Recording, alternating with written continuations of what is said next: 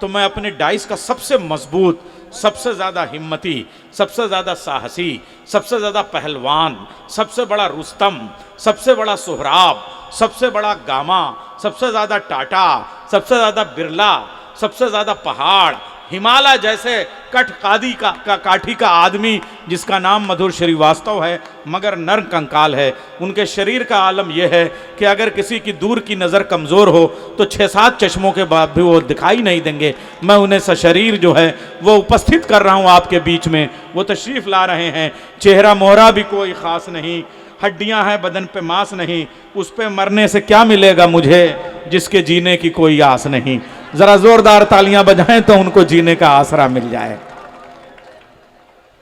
नैयर साहब, यहाँ पे 2 ही लोग काबिले तारीफ हैं। हाँ, एक आदरणीय अरविंद गोप जी, एक हम हैं हास्य की तोप जी। हाँ, बहुत अच्छे। और आप तो बीच में पिटर बेकार कर रहे हो। अरे मैं दोनों के बीच में सैंडविच हुआ जा रहा हूँ। नरकंकाल का मतलब यही है कि इस मंच पे अकेला मैं ही नर हूँ। हाँ। अगर लग रहा है तो एक बार तालियां ठोक दीजिए, मैं अपना काम शुरू करता हूँ। हाँ, शुरू कर दीजिए। आदरणीय गोप जी को मैं अंधाधुंध प्रणाम करता हूँ। हाँ, बाकी शायरों को, कवियों को मूसलाधार प्रणाम करता हूँ। शिवली भाई को धुआंधार करता हूँ। हाँ, शिवली भाई इतने काबिल आदमी हैं कि जब मैं आ रहा था तो एक आदमी सबने पूछा कि मेला रायगंज का यही रास्ता है। उसने कहा औ का। जब यहाँ पे आए तो एक आदमी सबने पूछा कि भाई शिवली का मकान उधर है। बोला औ का। शिवली भाई मिल गए तो हमने कहा आप ही कन्वीनर हो? तो इन्होंने कहा जी हाँ। तो हमने कहा ये बताओ, 2 लोगों ने औ का कहा, आपने जी हाँ क्यों कहा? ये बोले नरकंकाल जो पढ़े नहीं होते वो औ का बोलते हैं और जो पढ़े होते वो जी हाँ बोलते हैं। हमने कहा शिवली भाई आप पढ़े हो? तो बोले औ का। आओ का। एक बार तालियों का थोड़ा और हुजूम कर दीजिए। अरे बाप रे बाप, ओ हो, क्या बात कही, वाह वाह वाह वाह। जरा हुजूम का बवाल कर दीजिए। और ये जो निजामत कर रहे हैं भाई, हाँ हाँ, शशि श्रेया के बाद हमको ऐसे लगा दिया जैसे ताजमहल के बगल में इमाम बाड़ा खड़ा कर दिया गया। अरे बाप रे बाप। या कश्मीर के बगल में काठमांडू। अब इतना बढ़िया प्यार मोहब्बत का माहौल बना था, हमको बीच में खड़ा कर दिया। अब माहौल के बगल में लाहौल खड़ा कर दिया हमने। नहीं, आप डर के संचालन मत करिए। आप बहुत डरे हुए लग रहे हो। हाँ, हाँ, हाँ, ऐसा लग रहा बम यही फटने वाला। हाँ हाँ, डरने की कोई बात नहीं, नरकंकाल जिंदा है अभी। जिंदा है। ये बहुत डर रहे थे। हमने कहा नैयर साहब इतना क्यों डरते हो? बोले यार डरना तो हमारी जिंदगी में। भैया इसको इको खत्म करो यार। जब हम आए तो इको थोड़ा डाउन करो इसको। हमने कहा यार इतना डर के संचालन क्यों कर रहे हो? बोले यार डरना तो हमारी जिंदगी में। पैदा हुए माँ बाप से डरे, स्कूल गए टीचर से डरे, ऑफिस गए बॉस से डरे, अब खुदा से डर रहे हैं, मौत से डर रहे हैं। हमने कहा बीवी का नाम नहीं लिया। बोले मारे डर के नहीं लिया। तो इतना डर की। अरे वाह वाह वाह वाह वाह वाह वाह वाह, हाँ हाँ, क्या बात है। डरने की कोई जरूरत नहीं। नहीं नहीं नहीं नहीं, आप अब हमारे जैसा एक शुरू में एक मरियल शायर पढ़ के गया, वो भी प्यार मोहब्बत पे। नहीं ही न करो, तालियां बजाओ। यहाँ पे तालियां बजती। इन्हीं का एक्सरा था। अगर हमारे जैसा कोई दुबला पतला मरियल सा शायर प्यार मोहब्बत पढ़ेगा तो क्या रिस्पांस मिलेगा? एक हमारे जैसा मरियल पढ़ रहा था, उसने कहा कि मेरी जिंदगी का ये हाल है, अब तो सांस लेना भी मुहाल है। एक श्रोता खड़ा हुआ, उसने कहा यार तू भी गजब की चीज है, शायर है कि दमे का मरीज है। तो ऐसे शेर वेर मतलब आप लोग मस्ती में रहिए, हम आपको हंसाने के लिए आए। शेर शायरी तो आपको खुर्शीद भाई सुनाएंगे, हाशिम भाई सुनाएंगे। हमको आप केवल देख के हंसो, और नहीं हंसते हो तो हम 2-4 चीज़ें और सुनाएंगे आपको। पसंद आई तो ठीक, नहीं 10-12 और सुनाऊंगा। देखिए ये बात है, एक बार थोड़ा तालियां बजा दीजिए, तालियों की कमजोरी मत करिएगा। हाँ हाँ हाँ। अभी हम बिहार में कविता पढ़ रहे थे, हमारे मुंह से निकला आपकी तालियां कमजोर।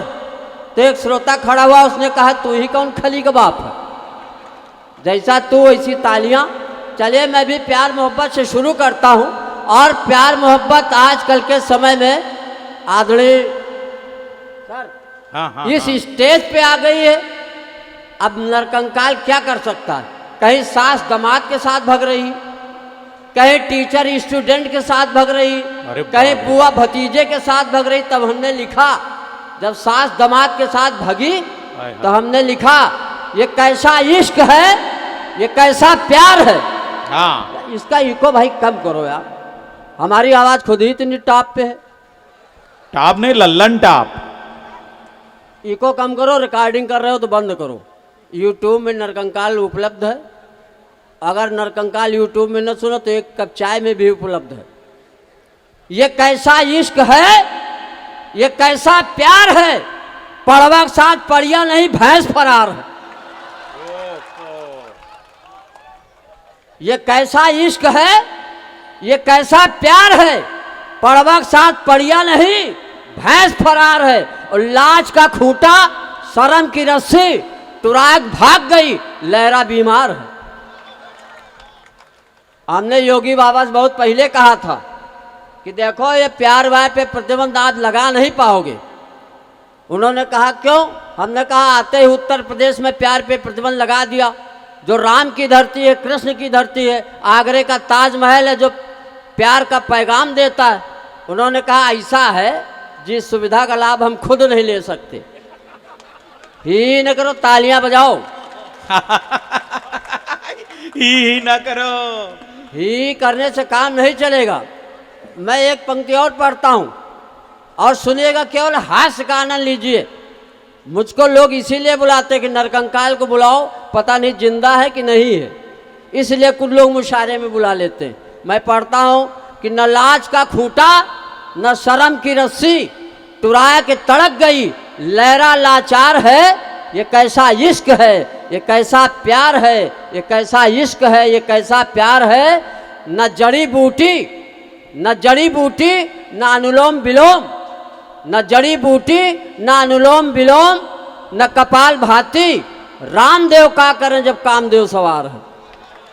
वाह। राम ही न करिए, तालियां बजानी तो आगे से पीछे तक बजाओ, हल्के में न निपटाओ हमको। नरकंकाल को जो हल्का में समझ लेता है, हल्के में वो खुद ही हल्का हो जाता है। और जिस जहाँ पे आदरणीय गोप जी बैठे हों वहाँ पे आप लोग बिल्कुल इत्मीनान के साथ मुशायरा कवि सम्मेलन सुनिए। और कुछ पंक्तियाँ और पेश करता हूँ। आजकल अभी किसी ने बात की कि महिला सशक्तिकरण बहुत हो रहा, ये आप कैसे कह सकते हो? महिला सशक्तिकरण तो आज काल से था और अनंत काल तक रहेगा। मैं ईमानदारी की बात बताता हूँ, जब रायबरेली से चला तो हमने कहा, हमारी बीवी ने कहा कि जान बाराबंकी जा रहे हो। हमने कहा जान क्यों बोलती हूँ? बोली जानवर कहने में लंबा हो रहा, आहा। थोड़ा शार्ट में कह रही। हमने कहा रानी ये सब ना कहो, तो बोली रानी भी ना कहो। हमने कहा नौकरानी कहने में भी लंबा हो रहा। तो एक पंक्ति मैं जोड़ता हूँ, और हमारी सरकार भले नारी सशक्तिकरण के लिए कुछ कर रही हो, लेकिन एक पंक्ति कहता हूँ। अभी देखो मेरठ में वो कांड हुआ तो महिला हेल्पलाइन तो जारी कर दिया, और ये बात मेरी मंत्री जी पहुंचाएंगे वहां तक। महिला हेल्पलाइन तो जारी कर दिया, पुरुष हेल्पलाइन कब देगी ये सरकार है। ये कैसा इश्क है, कैसा प्यार है, पड़वा के साथ पड़िया नहीं भैंस फरार है। वाह। पड़वा के साथ पड़िया नहीं भैंस फरार है। आगे कुछ इस बात को और बढ़ाता हूँ और कोशिश करता। हालांकि हम तो प्यार मोहब्बत के मामले में हमेशा अपाहिज रहे हैं कि मोहब्बत में इस कदर हम मटिया मेट हो गए, माशूक की शादी हो गई 2 दिन लेट हो गए। वाह। अब वो आज भी लग रहे ताजमहल, एक हम है कि पिचके हुए कोलगेट हो गए। आप लोग अगर समझ रहे हैं हमारे प्यार मोहब्बत की इस तकलीफ को, लेकिन ये मेला रायगंज है, यहाँ प्यार मोहब्बत बहुत तगड़े से चल रहा। जब मैं आया तो एक प्रेमी प्रेमिका से कह रहा था कि जानम तुम्हारी आंखों में दुनिया देख रहा हूँ। हम रुक गए। हमने कहा जब आंखों में दुनिया देख रहे हो, देख के बताओ चौराहे में चेकिंग तो नहीं चल रही? क्योंकि आज हमारे पास डीएल भी नहीं है। हाँ, प्यार मोहब्बत होना चाहिए, करना चाहिए, लेकिन वही लोग करें जो कर सकते हैं। हम इस मामले में नहीं। चलिए एक कविता और पढ़ता हूँ, क्योंकि ये मंच जो है बहुत बड़े बड़े शायरों तक पहुँचना है। बस आपको इसी तरह 2-3 मिनट और हंसाना चाहता हूँ। एक कविता पढ़ता हूँ, हम प्यार मोहब्बत में किस तरह बर्बाद हुए। सुनिएगा आदरणीय, ये तो बिल्कुल समाधि में चले गए। सुनिएगा कि मेरी प्रेमिका गोबर फेंकने के बहाने आती थी, और नरकंकाल की प्रेमिका गोबर नहीं फेंकी तो कहा फॉर्चूनर से आएगी। अरे बाप मेरी प्रेमिका गोबर फेंकने के बहाने आती थी, घंटों हमसे बतियाती थी, हंसती थी, मुस्कुराती थी, जीने मरने की कस्में खाती थी। मोहब्बत के दुश्मन चंडालों ने भैंसी बेच दिया उसके घर वालों ने। ओहो। हम सोचे प्यार मोहब्बत में हम असफल हो गए, तो भाई हम सोचे चलो प्रेमिका नहीं मिली। हालांकि एक दिन प्रेमिका ने हमसे कहा था कि मैं तुम्हारे लिए मर जाऊंगी। हम कहा तुम मर जाओगी तो हम भी जो है किसी नदी में कूद के मर जाएंगे। वो बोली तुम क्यों मरोगे? हम कहा तुम्हारे चक्कर में चौराहे में इतनी उधारी हो गई है, जिंदा रहने से मर जाने ठीक है। तो प्यार मोहब्बत ऐसी खतरनाक भी चीज़ है, कोई मतलब कोई ड्रम में मिले, कोई ड्रम में मिले, कोई कोबरा से डसवाए, इतना खतरनाक इश्क का बुखार है। एक ऐसा इश्क है, कैसा प्यार है। लेकिन मैं एक अगली कविता पढ़ता हूँ, शायद आपको पसंद आ जाए। महिला सशक्तिकरण पे आधारित एक कविता है। एक दिन हमारी बीवी जो है गिलास में दूध लेके आई, बोली पी लो। हम कहा 20 साल शादी के हुए कभी एक गिलास पानी नहीं दिया, दूध काहे लायू? कहें पी लो, आज नाग पंचमी। हमने कहा हम नाग कहाँ से नजर आते हैं, हम तो केचुआ। नाग पंचमी न मनाओ, केचुआ छठी मनाओ। एक दिन मैं सपत्नीक बाइक से जा रहा था, जिंदगी एक सफर है गाना गा रहा था कि सामने से गधा आया। बीवी ने देखा गधे को तो बोली देखो तुम्हारे रिश्तेदार खड़े। हम कहा ससुर जी प्रणाम। सामने से गधा आया, मैं बाइक से टकराया, दोनों लोग नीचे आ गए, दो मुंह मिट्टी खा गए। 10-12 लोग दौड़े, मेरी पत्नी को उठाया। अब देखिए नारी सशक्तिकरण का ज्वलंत उदाहरण। 10-12 लोग दौड़े, मेरी पत्नी को उठाया। बहन जी कहाँ चोट लगी, हमदर्दी जताया। मैं दर्द से बिलबिला रहा था, मेरी मदद करो चिल्ला रहा था। मैंने कहा नालायकों, बहन का ही दुख दर्द मिटाओगे और जीजा जी मर रहे, इनको कब उठाओगे? अब चलिए एक कविता और पढ़ता हूँ। जब हमारी इस तरह स्थिति हुई, प्रेमिका छूट गई, तो शादी के लिए लोग आए। हम जब ससुराल पहुँचे तो हमारी सास ने हमारी चेसिस को देखते हुए पूछा बेटा चाय लोगे कि च्यवनप्राश लोगे? तो ससुर ने कहा खाली सांसें लेता रहे बहुत है। फिर लड़की से कहा गया तुम लड़के को देखो, तो लड़की हमको 1.5 घंटे घूरती रही। बोली पापा हमको न दिखाओ, इनको किसी अच्छे डॉक्टर को दिखाओ। डॉक्टर को दिखाओ, बहुत अच्छा है। हम डॉक्टर के पास गए, हमने कहा डॉक्टर साहब कुछ ऐसा करो कि हमारी शादी सेट हो जाए। डॉक्टर ने हमारा 3 महीने इलाज किया। हमने एक दिन पूछा, हमने कहा डॉक्टर साहब ये बताओ 3 महीने से इलाज कर रहे हो, एक्सरे किया, सीटी स्कैन किया, ब्लड चेक किया, हमको बीमारी क्या? कहें तुम्हारी बीमारी पोस्टमार्टम के बाद पता चलेगी। तो ऐसे डॉक्टर्स को भी प्रणाम करता हूँ, बहुत अच्छा लगता है। खैर हमारी शादी जब तय हो गई, पत्नी विदा हो रही थी, तो सास ने कहा बिटिया आज से यही तुम्हारी जिंदगी है।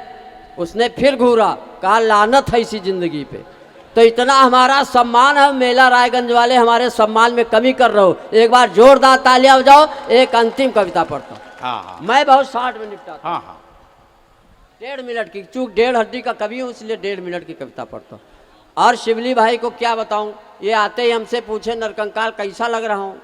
हम कहा ऐसे लग रहे जैसे बतासे में चीटा घुसा हो। एक बार जोरदार तालियां बजाओ। और यहाँ पे कई प्रधान भी बैठे होंगे, लेकिन मैं प्रधानों के लिए कुछ नहीं कहूँगा, माई की कसम खाता हूँ, क्योंकि मुझे रायबरेली सुरक्षित जाना। हमारे रायबरेली में एक प्रधान के पेट का ऑपरेशन हुआ था तो ईंटा निकल आया था। घर वाले परेशान, डॉक्टर ने कहा जल्दी लाए, इसलिए ईंटा निकला। देर करते तो खरिंजा निकलता, और देर करते तो भट्ठा निकल आता। तो अब भाई खाने पीने का मामला, खाएंगे नहीं तो चलेंगे कैसे? एक कविता अंतिम पढ़ता हूं। एक पेड़ से कितनी सड़कें निकालेंगे? अरे हम पूरा कहो हाईवे निकाल दें। चलिए पढ़ दें। हाँ पढ़ दिए, बहुत 60 में। हाँ पढ़ दिए। देखिए यहाँ इतनी देर में पढ़ चुके होते। मैं समझता हूँ 12 यहाँ सब 60 ही में सब लोग समझते हैं, अच्छा लगता। जैसे जगह इंटरव्यू चल रहा था तो एग्जामिनर ने कहा जो कम शब्द बोलेगा उसी का सिलेक्शन होगा। एक लड़का बस्ती का था, उसने कहा श्रीमान जी अंदर आ सकता हूँ? एग्जामिनर ने कहा शब्द ज़्यादा कम करो। एक लड़का लखनऊ का था, उसने कहा मैं आई कम इन सर। एग्जामिनर ने कहा तुम्हारे भी शब्द ज़्यादा। लेकिन एक लड़का ही मेला रायगंज का था, उसने कहा घुसी, उसका सिलेक्शन हो गया। तो जो पौवा भर में काम चल जाए, हाँ। पौवा भर में काम चल जाए, झौवा भर की का जरूरत। एक नई कविता पढ़ के जाता हूँ। अरे बाप रे बाप, हाँ हाँ नई कविता सुनिएगा। हाँ हाँ हाँ। आजकल क्या है, अभी हमने कहा कि महिला हेल्पलाइन चालू है, पुरुष हेल्पलाइन कब होगी?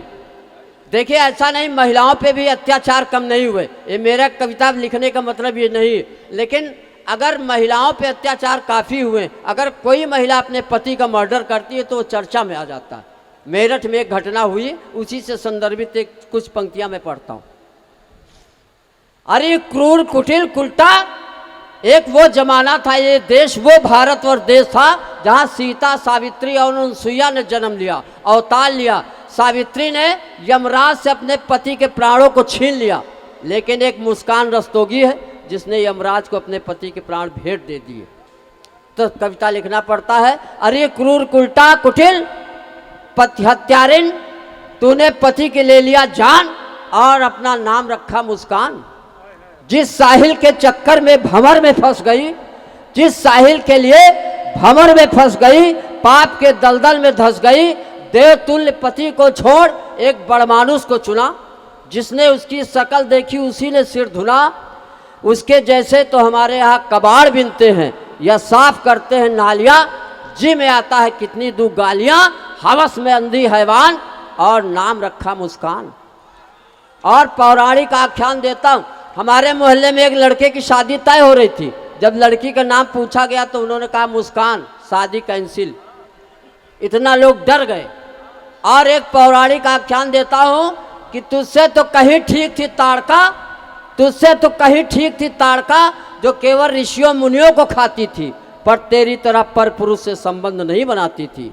तुझसे कहीं बेहतर थी शूर्पणखा, जिसने राम को प्रपोज किया, बदले में लक्ष्मण ने काट लिए नाक कान। तूने तो पूरे खानदान के कटा दिए नाक कान और नाम रखा मुस्कान। अंतिम एक सलूशन ढूंढता हूँ, और जो अपने दिलों की दहशत है, जैसे इसमें लाइन हमको जोड़ना चाहिए। ये कैसा इश्क है, कैसा प्यार है, पति अभियान चलाओ अब तो यारो, बताओ हमारे साथ कौन कौन तैयार है।